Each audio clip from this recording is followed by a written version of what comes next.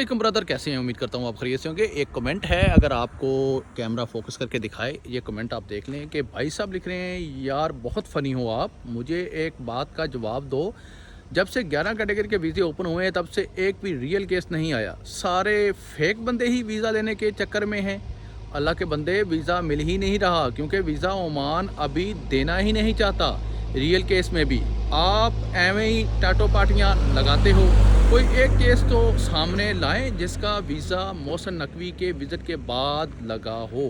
तो मेरे प्यारे भाई, अगर गवर्नमेंट ऑफ ओमान ने वीज़ा नहीं देना था तो फिर ये वीज़ा ओपन क्यों किया? नंबर 1। नंबर 2, किसी भी गवर्नमेंट को क्या फ़ायदा होगा कि वो अपनी माशियत खुद तबाह करे, वीज़े बंद करवाए किसी भी हुकूमत से रिक्वेस्ट करके? ये आप लोगों की सोच है। और जो कैटेगरी इस वक्त ओपन है, जिन कैटेगरी के वीज़े इस वक्त ओपन हैं, इन लोगों को बाहर के ममालिक में आने की ज़रूरत ही नहीं है। माशाल्लाह ये सरकारी प्राइवेट इदारों में बहुत अच्छा कमा रहे हैं पाकिस्तान में, ये लोग क्यों आएंगे?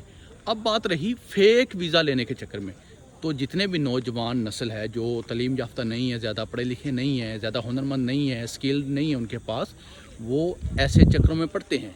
अगर ये बात है तो रियल तरीके से आप यूरोप क्यों नहीं जाते? आप क्यों डंकी लगाते हैं? क्यों कश्तियाँ डूबती हैं समंदरों में? आप लोग भी अब मुझे जवाब दीजिए, क्योंकि हम पाकिस्तानी कौम हैं और पाकिस्तानी कौम जुगाड़ लगाने से बाज नहीं आती।